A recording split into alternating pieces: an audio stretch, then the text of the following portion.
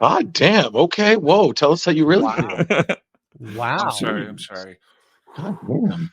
Sword of Omens, come to my hand. I, Lion-O, command it. Thundercats, ho! And you're watching the Dorkening. Good stuff. All right. So the books. How do we do this? So we had 4 comics. Who would like to go first? Kari. Okay. So, I'm going to do this really briefly. I brought up Neil Gaiman's Only the End of the World again. It's a comic that I have sitting right in my closet over there that I can't reach because I'm short. And but it's wonderful. It is a very Lovecraftian setting. Well, it's set in Innsmouth and features a werewolf. And so if you know, if you like werewolves and if you like Lovecraft, you're going to love it. And it's Gaiman, so it's really snarky. And I just thought it was a terribly fun comic as he's going through life and people are telling him different things about like, oh, and this is how you cure lycanthropy, and this is how you do this, and this is how you do that.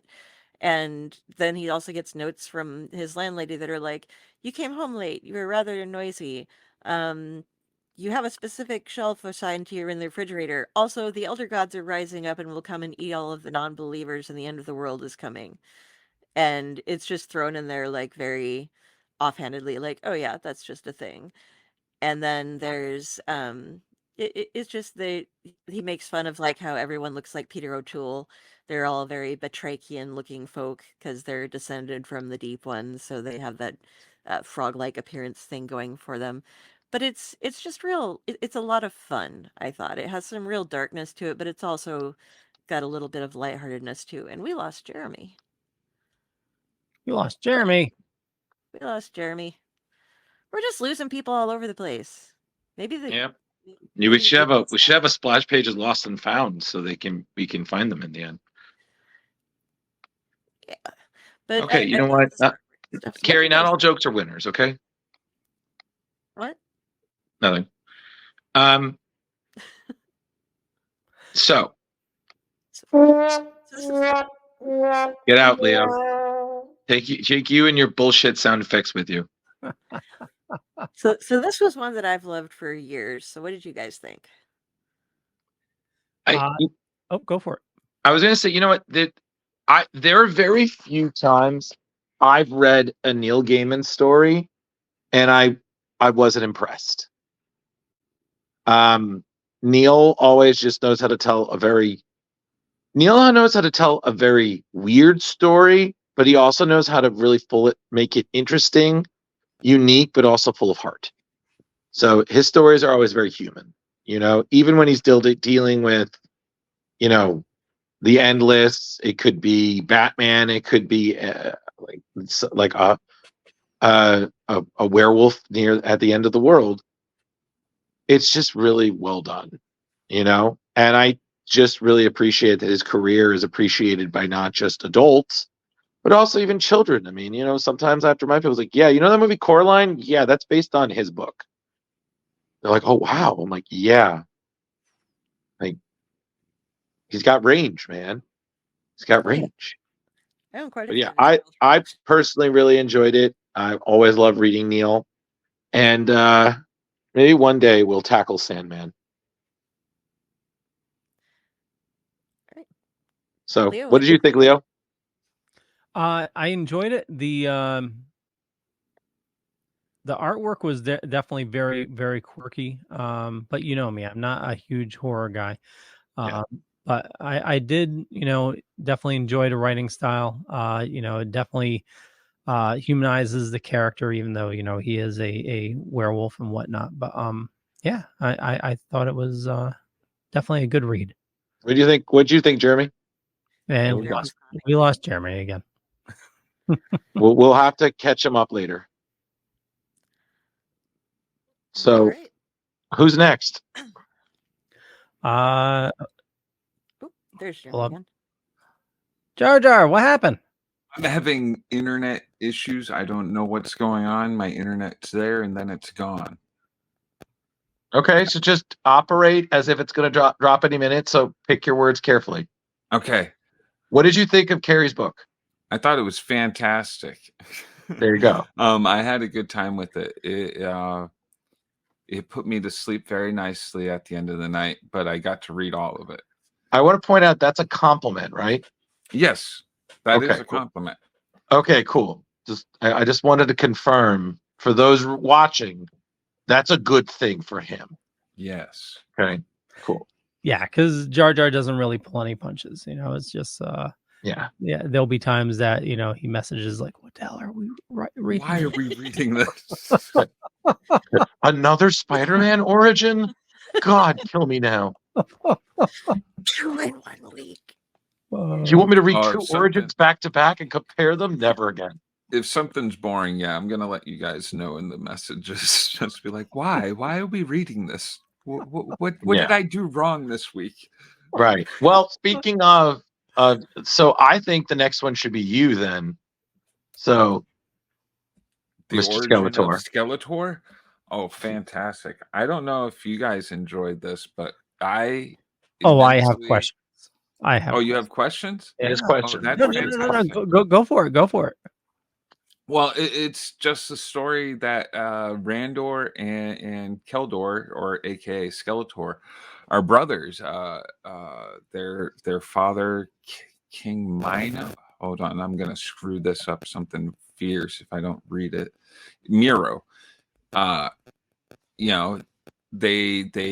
He's like the Keldor is like that he's a half blood. He's Eternian and I'm missing the words here. He's got Whatever other race he's he is, like, he is that. I was gonna say it reminded me similar of like the Loki story, It's very similar. Like they're essentially not gods but kings, royalty, and one's the half-blood prince who can never become king because he's a half-blood, and it's just not done that way. Right. And the other one is the while he's got all this privilege, doesn't really understand why his brother is upset about it. He's like, what's wrong? We can do this together. But it's a great normal, not normal, but as Leo said, Origin. it's very familiar kind of story. And I just want to say I don't really know too much about He-Man minus the Injustice He-Man that we read a while back. So this, to me, I didn't even know they were brothers. So I was like, wow, that's really cool. And I thought that It is definitely one of the later storytellings of it. Okay. Well, I just enjoyed it. I thought it really kind of spelled everything out. I thought it was really well paced. The artwork was great. Yeah, I mean, the moment, beautiful. yeah, the moment Leo has up right now where he sees his face after it's been essentially disintegrated and it's just, Skeletor. I'm like, oh man, that's so fucking cool. But yeah, it's almost like when he's having his moment like Anakin Skywalker has as he becomes this beast. It's just like, what am I? Yeah, you are Skeletor, rise. Yeah. So I thoroughly enjoyed it. I think it's a short story. It's very but you know what it is? It told what it needed to. There was still heart. There was still drama. There was still you understood, and I think that's what origins are always about. It's you get where they came from because it makes you understand essentially why they are how they are, why they are either so good or so evil, or the middle. So, yeah. So, and it was just gorgeous reading too. Loved it. Yeah, Fraser Irving, I believe, did the art. Oh yeah, he does really good work. It's very simple but polished in an almost like gothic way. I was kind of upset because I couldn't find my copy. I had to actually read it online. I was like, I know I have this. that smoke somewhere. that goes around him through most of the book is just really well worked into it. So it doesn't cover everything, but it does make sure to halo around him. Mhm. I thought it was really cool. Yeah, I thought it was cool. So, but yeah, so that's how I felt about it. So, unanimously, Yeah. Jar, you did good. Thank you. Next, we'll be reading He-Man or no. Just gonna do all the masters. You know, you'll be all set. This is Dave, what Jar's did you way of think? slowly getting us to. Well, you're all fans now, so why don't we You just do have this to group? like it. And I'm just like, We'll well do a whole played, con. There's Power Con, and well played, Jar Jar. Well we We're all played. going to be have the to go. casters of the universe. I'll dress up as Orko. Uh-huh. Orko, right. You, All you- right. You're gonna have us buy the toys now too. Yep. Oh hell yeah! Oh, Revelation toys are awesome. Although I'm one of the. Have you guys seen the Masters of the Universe Teenage Mutant Ninja Turtle toys yet? No. Okay, well, for me personally, I will not be spending very much money, or if any, on them. They're very goofy in their sorts of way. Either that, or I'm just becoming an adult when it becomes toys. I'm just like, I don't need toys anymore. I don't think so. I'm so proud of you. Thank you. the little boy is growing up. All right. So who's next? Well, it's either you or me, Drew. But before we do, actually, so I was going to ask you real quick. So since I don't know the characters, obviously I know He-Man, Skeletor.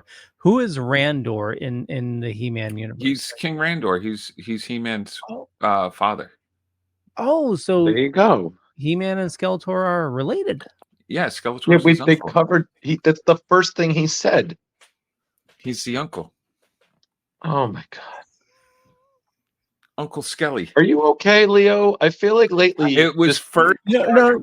If do you you ever get a chance to watch the 2003 cartoon, Yeah. they do it best. It's the best telling of it. You'll enjoy it. Yeah, I can agree that I've seen that. It's really good. And Yeah. Drew, I have to apologize. You have to realize, like, I'm trying to do things in the background, while I'm trying to. Why are you doing things in the back? Focus. I'm trying to run the Make it show. run. Damn it! Well, find a better balance then. God. Oh, I like. all right. It's all good. Okay, so I'll say that I enjoyed it as well. It was definitely a very good read. So Good, because if you didn't, fuck you, fucker. God damn. Okay. Whoa. Tell us how you really feel. wow. I'm sorry. God damn. Okay. Writing down the timestamp I on thought that I was one, going to we're have to gonna- defend Masters of the Universe. Yeah, I was about to say that's a trigger for Jar now. We know that. What did I do to you? I'm sorry. I know you run the show. You're the boss. I'm sorry. All right. So Leo, do you want to? Oh, someone wants to know what's your favorite comic series? I'd have to say Batman. I mean, I'm Batman. Batman. Batman. Batman. So okay, Leo. Since that person asked, why don't we just do your story then? Because it was a Batman story. No, we'll save it for last because I already had yours pulled up. I hate you so much, but yes, awesome. So I've been dying for us to introduce Tommy Monaghan into the show. We did briefly mention him when we did his role in the Hell's Hitman Etrigan story, which I seem to recall we liked, even though Leo was like, I don't know about the horror. It's a little demons and stuff. I don't know, man. So this, I was thinking of one shots where you didn't really need to know the character too much, whatnot. And also on top of it, I don't know if we've ever covered a Western outside of Jar Jar's wonderful comic book. Oh yeah, deep dive for Jonah Hex. So I love this book hands down. It's one of my favorite DC series to reread, which I almost do every year with my Starman. I just thought this was a great story for Tommy. It has all the fixings of a Western tale with the kind of history and characterization you've really come to love from Garth Ennis, whether it's he's doing Hitman, Etrigan, The Boys, war stories, The Punisher. He knows how to tell characters really well. And Tommy is one of my faves.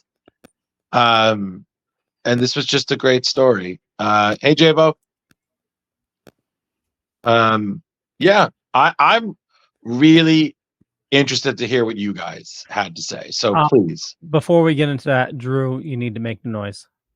What's the note? They reference the music. You got to do it. Phenomena. No. No.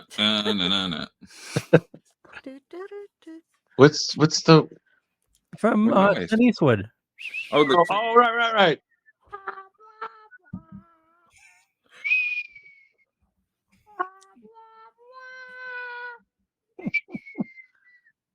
Or well, Jeremy, what was that thing you said you want us to do? Oh, we're gonna do our best Clint Eastwood impressions.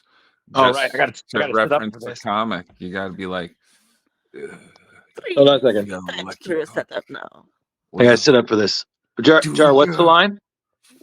Do you feel lucky? I don't know what line they did. The only one I ever remember is the "Do you feel lucky, punk?" Yeah. Well, do you? Hold on. So I gotta ask yourself one question, Jar. Do you feel lucky, punk? Huh? Do you? I like how you have to do it like you're trying to do. Cheech and Chong versus. Like it's like De Niro-y, like, oh, okay, fuck him. All right, what's going on? You know, so you got to do it, but he's like, all right, let's go. No, it's you know, how are you going to do it? I'm like, oh my god, what up? But you got to be able to talk through your teeth and have the cigarette. Yeah, exactly. But so what did you guys think of it? Hold on. I was gonna do my impression. Okay, we're all holding on. Left turn, Clyde. Oh God! Get out! Horrible. Go kill some more snakes.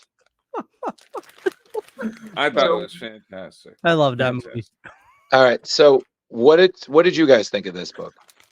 I enjoyed it. I didn't think I was going to at first, but like you didn't need to know who the character was. They did well explaining it.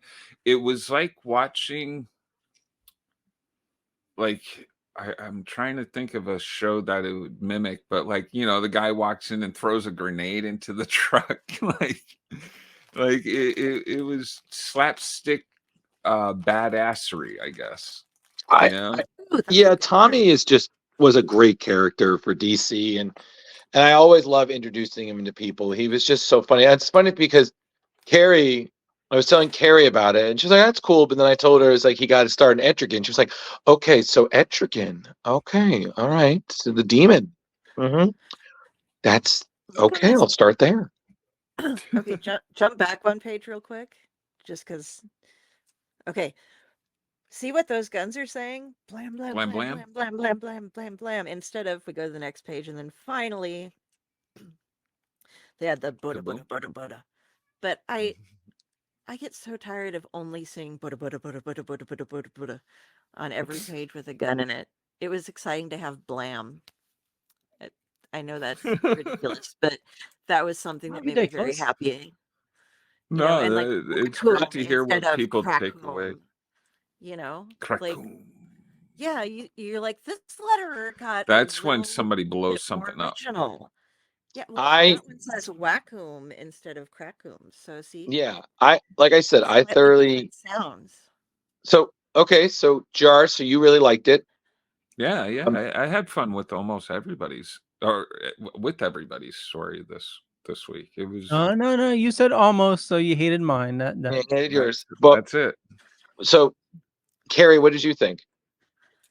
No, and like I told you, I really got a kick out of it. I'm looking forward to reading more of the series now that I have read it. It's got that whole, like, we haven't read much of a Western kind of thing before, and this is a modern Western sort of feel to it. I like the buddy thing. I see there's all the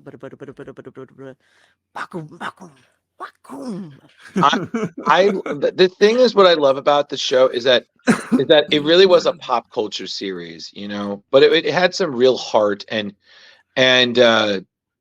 Garth, along with the great artist John McCrea, you know, they stayed the team for most of it. This is one of the few issues where John didn't do the art for it. So this is, I think, Carlos Espinoza. He did a great job. And again, I love this story because the series itself is not a shoot 'em up. It's not a Western, but in Tommy's world, it makes sense for him to have a Western adventure. One small moment that I do love is how he got revenge on the guy who ran over his hand. Yeah. Like that scene right there was pretty great. So Leo, what did you think? Yeah, just real quick, Dennis says, "Hey everybody," and wants to know, did we check out Joe St. Pierre's? Yeah, what do you think, brother? I thought it was cool. Like, I didn't even know it was a thing. I'll check it out later. I thought the voices went well with everything. They did a good job. Very cool. They mentioned it last week, I think, so we'll have to. Or a couple of weeks ago, I think it was. Okay. Keep up with the times, Carrie. God damn it. And I'm on fire tonight. You are. I'm proud of you. And thanks for sharing that, Dennis. I believe we shared the link. So send it over. We'll share it again, and we'll make sure Drew watches it. But especially for Joe, anything for Joe. Like, absolutely. Yeah. So I have to say, I really enjoyed this. This, you know, being a Western fan. And just reading this, I had a lot of fun with this. Thanks for recommending it, Drew. It was, I thoroughly enjoyed it. I really thought it was going to be the stinker of the bunch. I was going in thinking, God damn it, I got to read Hitman now. This is going to be so 80s, 90s, like weird. 90s. And like, I was just like, no, this is good. I'm telling you, if we get to read any of the Hitman series, holy crap, it's just beautiful. It's so good. Hitman is fun. Please read more of it. It is a 90s DC gem. And fun fact, takes place in Gotham. Yes. So it's another proof that all Gotham's neighborhoods are rough and tumble and obviously not fit for anyone to live into. And yet we see it. But Leo, I'm really glad you liked it. You know, I avoided the one issue that I wanted to do that was actually Thanksgiving themed because I was like, no, it's not a one shot. Like, no. So, but I'm glad you guys like it. I really hope that we get to read more Hitman in the future. So, I'm willing, given our little previews here, I would be willing to look into more of that. Well, yeah, Carrie, you'll read it all in one night. And Dennis, definitely keep us in the loop when you do part 2. Yeah, please. So, Leo, it's time for your story. Hold on, I need to load it. It's time for Leo's story. Yes, the most real of the bunch. Yeah, good though. Like, I don't know about you guys. Like, I love Batman just as much as Leo, but like this, even though it was like part origin story, part like just detective story, it was intense. There's emotion in it. Like, yeah, it was a very real story. Yeah. And Batman doesn't say a word throughout the whole thing, and it's only so this year it's taking place in Detective Comics 429. The story is Night of the Stalker. Other stories were covered, but we just covered this, the first 15 or so pages, and this was published in 1974.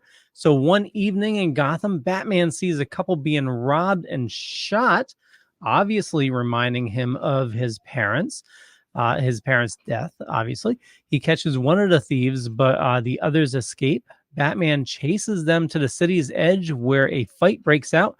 Shots are fired at Batman, but don't hurt him. And in the confrontation, he and a thug tumble off a cliff. Batman hangs onto a branch, leaving the thug knocked out, and resumes his hunt. Soon he finds the other crooks in a forest shack. After a scary entrance and a chase to the pond, Batman overcomes the crook by trying to drown him. The final crook, young and regretful, is left for the police, and Batman hears their sirens. Batman then, back at home, Bruce Wayne reflects his childhood trauma. Standing alone in his penthouse, the memory of that fateful night with his parents haunting him. That is the synopsis. Let me do a quick. Who wrote this? Yeah, Vin Amendola, Sal Amendola, and Steve Englehart. Yeah. Yeah. I know who Steve is. He's done stuff before. Sal also did the art as well. Sorry, what's that, Carrie? This was edited by Neil Adams, wasn't it? Or am I? I know Dick Giordano was part of this, right? Dick Giordano did some of the art, or he did the inks. He did the ink. Yeah. Yeah, and Archie Goodwin was the editor. Oh, nice. I don't know why I'm get the. But yeah, so there's that over here. That underwater scene was great. Yeah, I didn't expect that this story to get so real, and I think that's sometimes the best Batman stories. You don't expect them to get really personal, but holy crap, when they do, you're like, wow. Well, even the art in this, everybody is like it's so real, so visceral. Yeah. And well, I have to say with this, you really feel for his parents, like, oh yeah, you realize why. I mean, we all know why Batman's doing it, but very few stories tell, in such a way that you're actually feeling for it. You feel his pain for his parents and why he's doing everything. Right. And then these thugs, these no-name thugs, one of them, thinks he takes out Batman. And, he's celebrating, the Joker couldn't do it. Penguin couldn't do it, but I did it with a rock, Yeah. And then all of a sudden, he thought he drowned Batman. Then Batman just pops up and then takes him under. Absolutely love the story. And like I said, it's a very short read, only like 15 pages. Yeah. But the thing that you got to love is that I feel like people in comics did a lot more with less than sometimes people now do, Like sometimes I appreciate a story that's a tight, like if it needs the extra pages, fine. But if the story is still tight, great, But I just feel like there would just been a lot of talking and unnecessary action. Like this moved the way it needed. It said what it had to, and the emotion was just so raw, very much so. I another thing. Sorry. Go ahead, Carrie. I found where I got Neil Adams from. It was they came up with it based on a story that he described to them, but that's why I was getting it confused. But yeah, everybody is on super hyperdrive, and having him not speak at all, just seeing for real, he's just this kind of like just like, oh wow, dark the sheer terror that he's inspired into everyone just by existing, Yeah, it was definitely the more emotional one of this batch. So yeah. So, but you got the feels, Leo. But thank you. But what this, I just kind of want to conclude this. It's just what this just taught me is everybody in the show has excellent taste in comics. So keep up the good work for the new year, everyone. So just real quick, I don't know how true this is, but I read that this was supposed to be actually an episode on Batman the Animated Series, but got scrapped at some point. Oh wow. I could see it. Yeah. Definitely fits that kind of dark theme. Yeah. Ducale says total roller coaster of a comic. That might have been for Hitman. If not, let us know. And Dennis is asking, anyone going to the con this weekend in Boxborough, Mass? I might be. You might be going as a everyday Comic Con goer. Yeah. The Jar Jeremy costume. Yeah, and I think I told you, Jar Jar, if you're going, just let Ben know, and he can get you passes. Yeah. Oh, nice. Look at you, Jar. That's good because it's a little bit expensive. Getting that scoop. And Ducale, it was for Batman. Thank you. Yeah. But yeah, so everybody has excellent taste in comics, so keep that up. Yes, let's hope we can keep it going for next week. What are we reading? Well, we have You'll have to tune in next week to find out. we have a guest next week, right?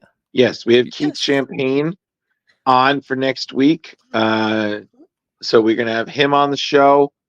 He's gonna probably talk about his new Kickstarter that just got fully funded earlier this month. Nice. And yeah, it's gonna be really nice having him on the show. We got a few more guests for December, plus a really great end of the year live read, just like we did last year, which will be holiday themed because we have to keep true traditions. And then there's a lot of good stuff we're trying to work for next year. So everyone, if this is your first time, stay tuned. If you're still here, thank God. And if you left, well, that's your opinion. You can't hear this anyways. I do have to say, I watched the counter. A lot of people watching tonight, so definitely we thank the new watchers for joining us, and just make As sure they say in your countries, arigato. No, what they say in your countries is the thing that's going to make us lose all these viewers. Congratulations, everyone! You've been on SplashPages and you just lost the game. Oh, I didn't know we were playing the game. Damn it! stop saying it. what game. You don't know about the game? Oh, It's starting again. I'm cursing you all. Thank you, to Ducale. listening to Surfin' Bird in your head now for the next week solid. Love you too. Excelsior!